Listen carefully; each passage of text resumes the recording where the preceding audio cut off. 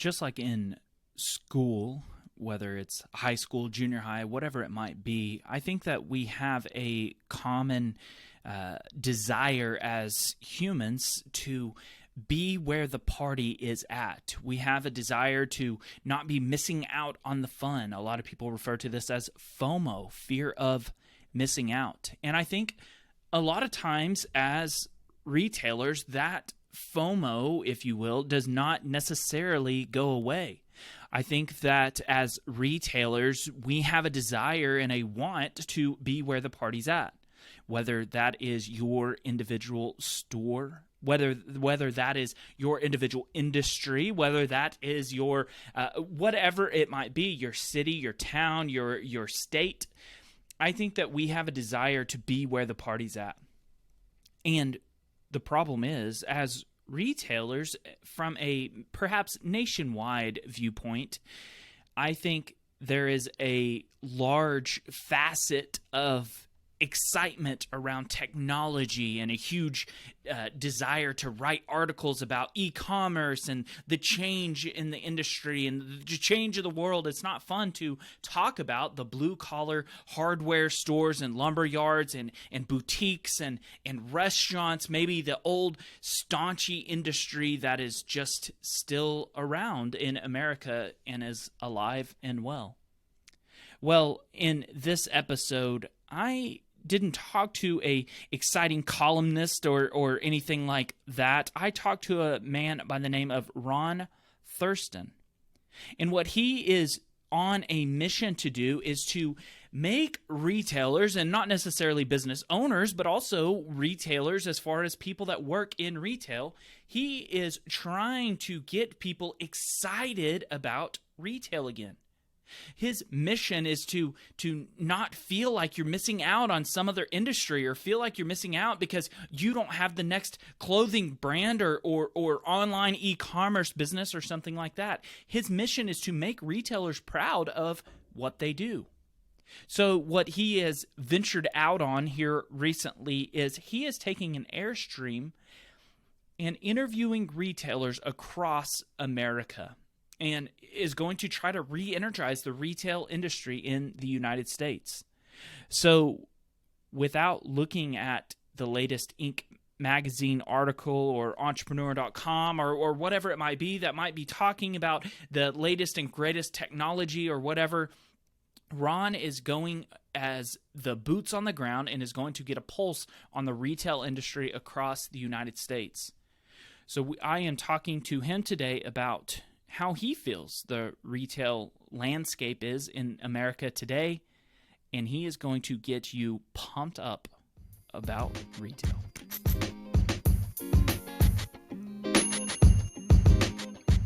Hello and welcome to the Better Business Podcast, the podcast that helps you improve your family-owned retail business. My name is Steve Cook. I'm a third-generation business owner, and with the things I've learned and talk about on this show, I've taken my family's retail business to over $10 million in sales. Now let's get to the show.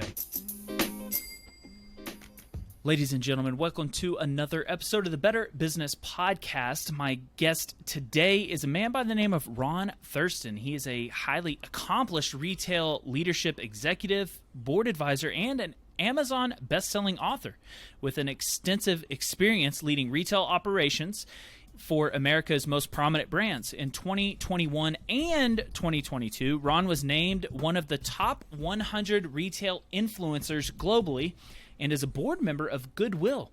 In 2022, Ron is launching his audio and video platforms for a year-long tour called Retail in America, which is live from an Airstream trailer to discover the real retail heroes all across the country. So, Ron, want to thank you first for being on, and secondly, tell me about how did you even come up with getting the organization of this retail tour going?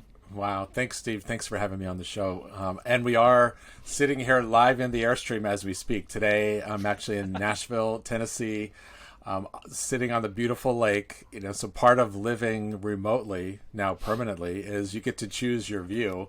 And so the back of the Airstream is parked on a lake. And so the bedroom last week looked out into the Blue Ridge Mountains of North Carolina. Today it's on a lake in Nashville. And so not only part of the tour is celebrating retail, but it's seeing the beauty of this country, which, just a few weeks in has been really beautiful to see.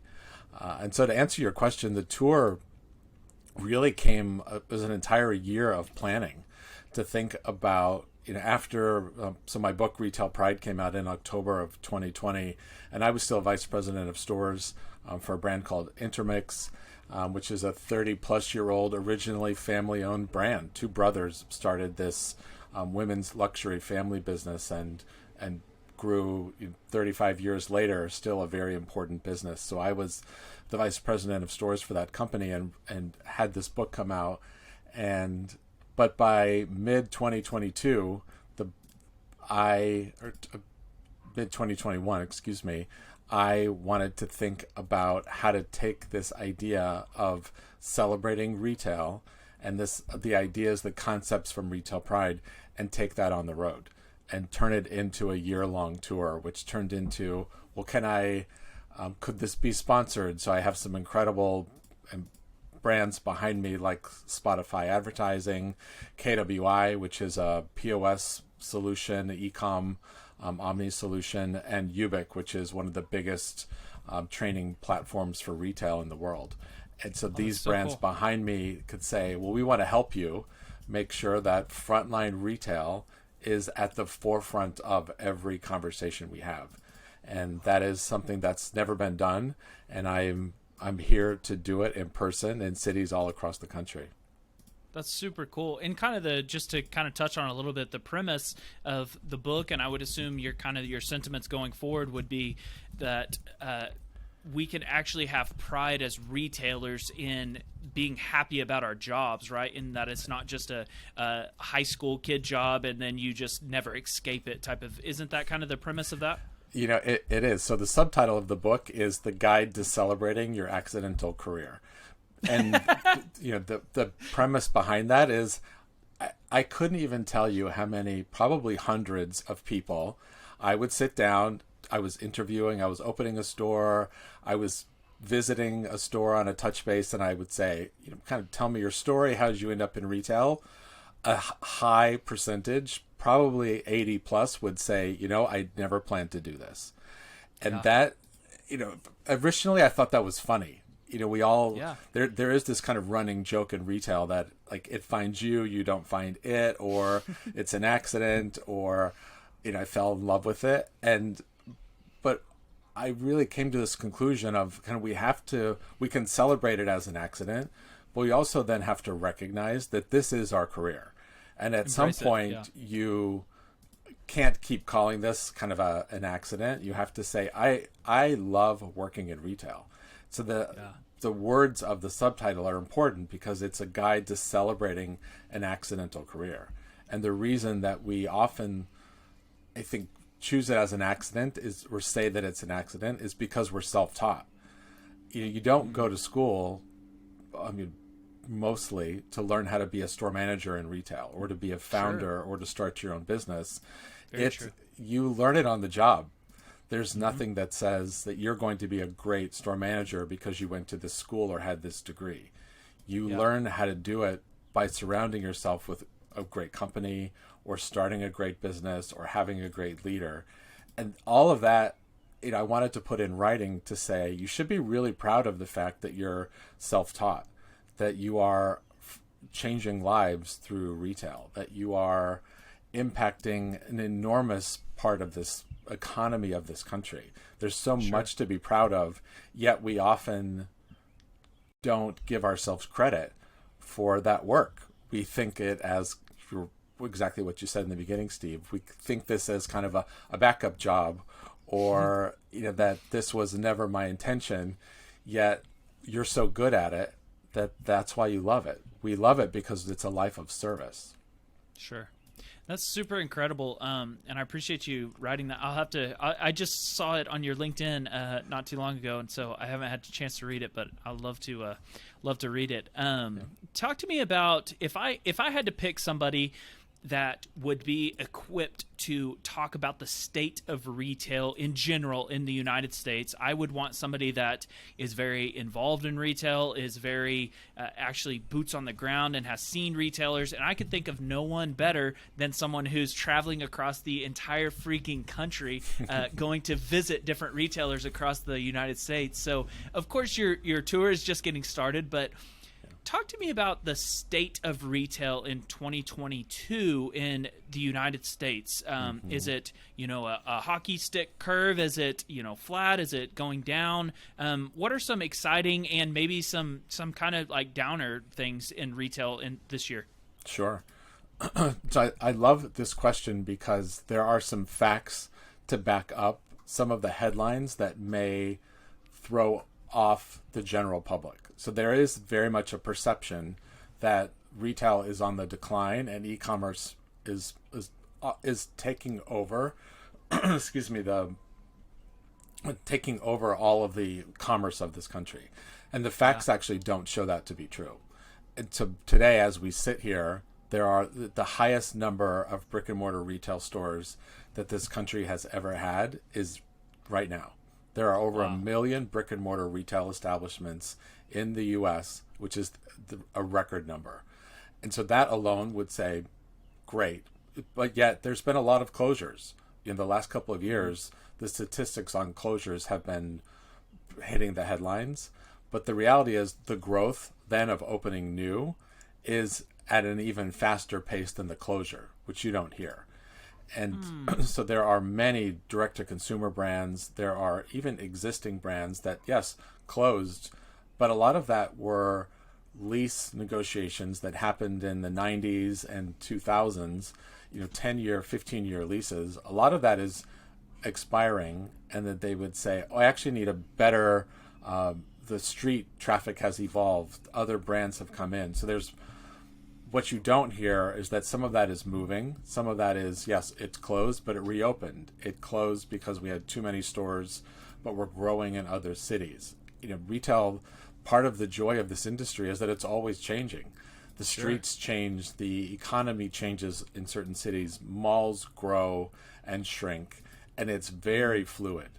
And yet, right now, over 80% of all commerce done in this country is done in a store.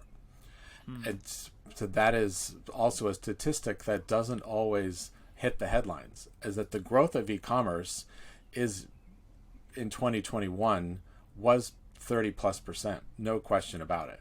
And 2020, 2021 was high, but it's actually back to a stabilized number of about like plus 14. That's so cool. And it's just like anything in business, really, that it's constantly evolving. It's constantly changing the way that you do business. It's funny that is an astonishing amount of facts that you have there. But it makes me think about anything in business. There's always new technologies and there's new ways to do things. I think about credit card machines and pay at the pumps and drive-throughs and there's so many different. I was just recently, when you were talking about that, I recently listened to a documentary thing about Chick-fil-A. And they were talking about how they really pivoted their company model from just being in all the malls across America to having their own stores. And some people are like, no, that'll never work, and it was just crazy, like that foot traffic and where people hang out and where people are and how they shop even is constantly evolving. And so it's no shocker that that's the same in retail. The thing is that there's good and bad to, change. If you don't evolve with it, you see some of these monster companies go to the wayside. But there is a lot of innovation in retail that's been happening. Correct. And I think some of that innovation is technology. And so the idea of how do you stay even closer to your customer. So some of that could be clienteling. It could be digital training. It could be digital ways that we hire and recruit talent. So there's a lot of, I think the evolution of the business, the core business model hasn't changed. But what has changed is mobile POS and technology and how we can analyze our business in an even smarter way without huge cost investments. And that's what I think is one of the most, the state of retail, to your original question, for me, has actually never been more exciting. Yeah. Because you have really incredible technology. You have a workforce that is really choosing to work in this industry. There are more jobs than there are candidates today as an economy. And so you can then kind of handpick the company you want to work for, which then leads to great retention. You have exciting product innovations. You have new sustainability missions, and there's just a lot of positive influence that's happening in the industry. And I just say to everyone that I speak to, don't let the headlines fool you sometimes about our industry, and that you should never give up on brick and mortar retail. Never question the importance of having a brick and mortar business, because the conversion rates are higher when you walk into a store than they are on a website. The return rates are lower. The customer acquisition costs are lower. The connection that you build with someone and the repeat business is higher in a store. All the facts add up to you should have a brick and mortar business as part of your business model. And you should also have e-commerce. The customer expects you to have that. Yeah. But don't give up on the store. That's really interesting. So talk to me about, and of course, like I've mentioned already, you're just getting started in this tour, but what is an industry that you are really excited about? Maybe just kind of an industry in general. And what's an industry that maybe seems like it's really kind of changing for the worse, or e-commerce is gobbling it up, or it seems like the retailers are not apt to change and they're getting kind of left behind? What's an industry that you're excited about and somewhat disappointed in? I'll start with I think the inconsistencies happen that I've already noticed around the country. The bigger the business, the more inconsistent the execution and experience is. And so I've seen some incredible Walmarts. I've seen some not incredible Walmarts. I've seen some great Targets. I've seen the reverse. I've seen some department stores that didn't execute well. So I look at those and I say, and I'm not telling that there's an easy solution to this, but the bigger the business, the bigger the square footage, all of it, the harder it is to execute. And that when payroll is tight or finances are under scrutiny, big business, big box retail has the biggest challenge, because you're expecting a lot from a small number of people to execute on a really big scale. So that's cool for small retailers. Of course, that's exciting to hear, because I think a lot of people are like, oh, there's nothing I can do. Think about the scale that they have. It's exciting to hear that there are leverages and advantages to being a smaller retail. But the second thing to that is, I think that's an insight to bigger retail, and the insight might be, hey, the claim to fame of having 4,000 locations across the United States is not cool anymore, and it's almost detrimental anymore. It would be better to have 10 400 location things across the United States, and each one is individually ran by something, so I think that's really insightful to a big box company, corporation, and it's also exciting for a small retailer. I think it is, because this kind of trend toward shopping local, being more engaged in your city, thinking more intentionally about where's this product produced, how was it produced, is it, how does it support my local community? That all happens in smaller brick and mortar businesses. Today I'm in Nashville, but most recently was in Asheville, North Carolina, and visited with a couple of different brands who are creating all of their inventory locally. And one of them is Kitspo, which is a cycling brand. They only produce, and they have no true retail yet, I should say. They only produce for their e-commerce site what is ordered through the site, to make sure that they don't produce excess inventory. And then moved their production from overseas in China to the U.S. to Old Fort, North Carolina, and hired people in their local community and taught them how to sew. And so they created 60 jobs. They created this new skill set. They have a factory, and they are doing things just as if it were 50 years ago, 100 years ago. in a really small way, yet they're very important to their community, and the loyalty to the brand from all over the world is so high because the customer understands what they're doing. And those are, I think, the important differentiating points between the big box, where none of that exists, and the smaller scale, like we only produce what our customer wants and needs. There's a big gap in between those two things. But to answer your question earlier, the most exciting part are those smaller, founder-led, with real intention behind their impact on the world and their local communities. That's awesome. What about as far as some of the retailers that you've seen? What separates the good retailers from maybe a retailer that's not cutting the mustard?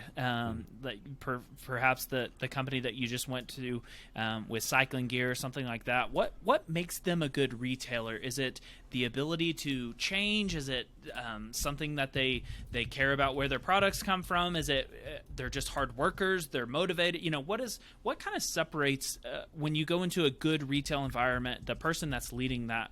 What separates the good from the bad? I love this question because the bigger the brand, the harder it is to dictate exact every store execution. But every store is led by a store manager, general manager. There is someone at the top of that particular store team who has the responsibility to deliver a great business. So you may have a brand that you have expectations to be really high that they don't deliver on. The person responsible for that leads that store. And the reverse, you may have a store that you didn't expect to be great and was incredible. That's the store manager of that store. And so I look at that as, say, the most important person in any retail organization is the person running the four walls of that business. And having led, many brands and many store teams, it is always interesting to me that you have an underperforming store somewhere, it could be New York City or the middle of the country somewhere, and then you change the store manager and the results get better. Yeah. And the prior leadership would say, oh, it's product, it's traffic, it's customer, it's the team. There's always a reason why it didn't perform. And you change the store manager, and almost overnight, the results get better. And with all the same, infrastructure and traffic and product, it's always people. And so what differentiates those brands from each other is the leadership in that store. And when I think about retail pride, and I think the power that we have at the store level to create something beautiful, regardless of what's happening at the corporate level, is really incredibly important. And those jobs are really important of how a brand executes on what they do every day.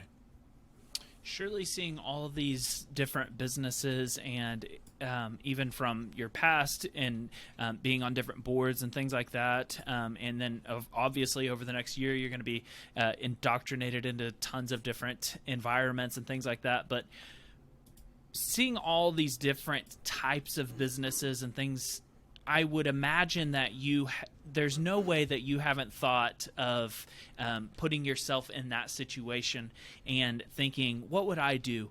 And I'm curious, what type of store would you have if you wanted to open your own business or something like that? Would it be in a certain industry, or is there something that, no, I already know what I'm going to do and I'm going to do it next year or something like that? Or what would you do? So, being currently immersed in living in campgrounds, I actually think that there is a huge opportunity for a different kind of experience, maybe a more elevated experience, a more a product line associated with it. We'd live in an Airstream now, and so there's a certain aesthetic that goes with that, and there's this kind of design sensibilities. I actually think there's an opportunity here that could be a little more upscale, that it's a little bit bigger.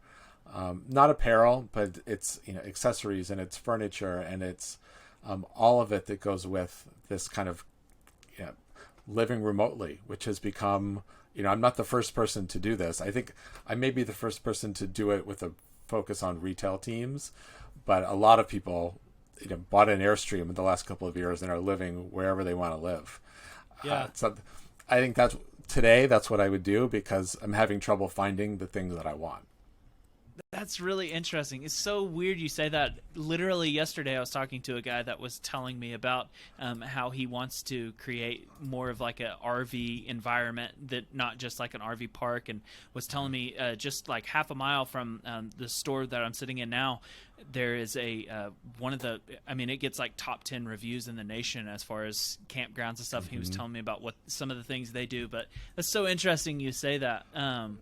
What about some of the, if you dial down more into the weeds a little bit more, what tactic or maybe strategy or something like that do you see retailers do that are very successful that maybe some retailers would commonly miss out on? And what I mean by that is, for instance, you had mentioned e-commerce is incredibly important to, or an e-commerce function is incredibly important to a retailer. What are some things that you see retailers maybe missing the mark on oftentimes that is a very good strategy to do? Yeah, Steve, I think the first one I would say is consistency among the channel experience. So by that I mean, what is the level of service that's provided to me as a customer, regardless of where I engage with the brand. So and that's in the retail environment too. I mean, not only just on a website. Correct. So it's both. So maybe if you think about an inconsistency, maybe the store is incredible, the team is fantastic, but then every time I need something else, whether it's delivery, whether it's customer service, whatever it is, doesn't meet the same standard as the store. And so there are ways to solve that. There are easy integrations into websites where you can chat with people in store. I've used those in my past. There are Hero, one of them is called Hero. There are many that do this, low cost, easy, where I could toggle myself available in the store. It comes up and someone's chatting from the website, hey, I have a question. So you're already solving this kind of customer experience on a website with your best people, which are the ones in the store. But then, are your return policies the same e-com and store? Is this a channelless experience? What is the delivery promise from e-commerce versus walk out of it in store? And I think from an inventory standpoint, you don't have to have everything available to walk home, but you do need to have the ability to deliver it quickly if it's not in the store. And so where I do see brands fall apart is the store is fantastic, but everything else surrounding it is inconsistent and maybe not to the customer's expectation. And if you can win on say like Instagram through e-commerce through brick and mortar with a consistent experience and policy, that is a winning formula today. And I believe the customer just expects that. The customer will walk away from a brand that doesn't have a good return policy, that can't get a relatively quick delivery promise, that can't engage with me in an effortless way. There's just too many other options out there for customers. That's really interesting. It makes me think of I can't remember what I was listening to, but it was I think it was a Seth Godin book. But anyways, he was talking about what would you think of the hotel that it was either Nike or Apple owned. What hotel what would that hotel look like?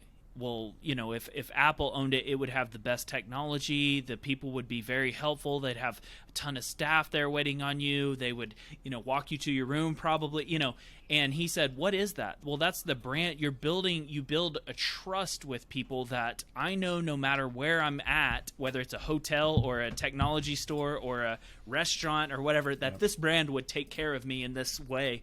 And it makes me think of that with your brand. I think a lot of people are like, well, that's just our website, that it's a different person or something. No, that's the same people that walk into your store. You have to build that trust with them across, whether that's, like you said, delivery or, well, that's just our delivery service, or that's just our, that it's this part of your business that it's almost like it doesn't exist. Well, that's the same people that are walking into your store. That's really interesting you say that. I think that's a great point.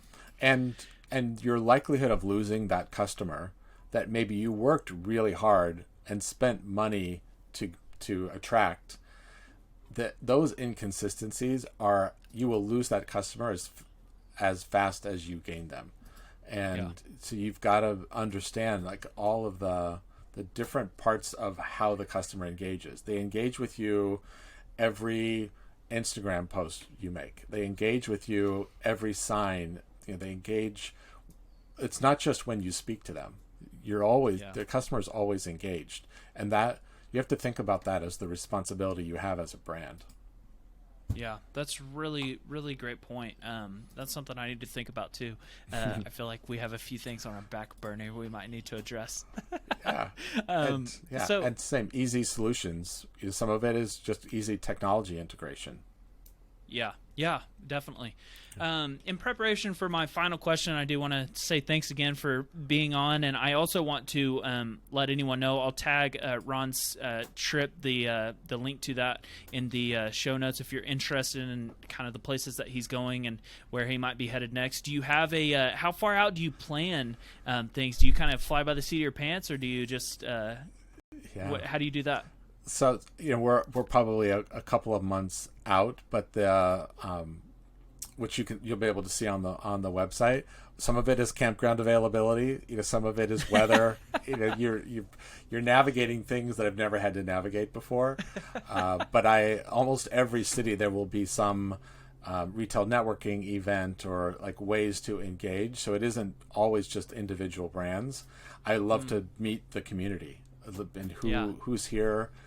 In any role that you play, from founders and C-suite executives to everyone that works in stores, I love to meet them. So that you can see that, or upcoming events. I've got an event here in Nashville tomorrow night with a brand called Faraday, and same, just the local retail community coming together.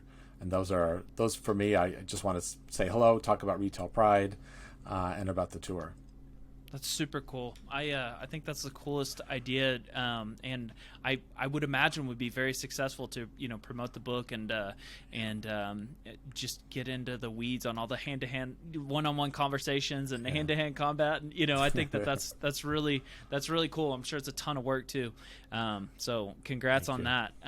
Final question I like to ask everybody at the end is, we typically have experts in retail or around family, working with family dynamics and stuff like that, and especially with a retail person like you that has had years of experience in retail and around retail, I think that it would be very valuable to boil all of the information you have into one piece of advice for somebody who is listening to this that might be running a small retail business or a family-owned retail business. If you had to boil all of the information you have with the experiences you've drawn from on the last few years, what piece of advice would you give that person to better their business? I would say, don't give up when it's hard. And I say that because there are really hard days in this business, and there are challenging weeks, there are challenging customers, there are challenging product deliveries, there are challenging landlords. I mean, the list goes on. And this is a really hard business.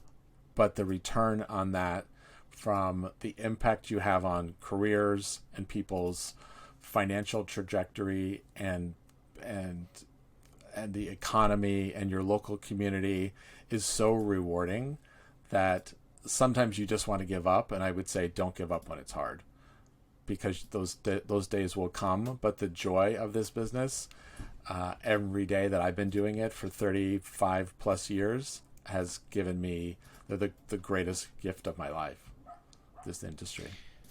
If you came into this disappointed in this state of retail in 2022, I think that you'll be a little bit more encouraged throughout listening to this. And definitely if you're having a rough time lately, rough year, rough 2 years, whatever it might be, hopefully you're a little bit more encouraged by listening to this. Ron, thank you so much for being on. Thanks, Steve. It was a pleasure.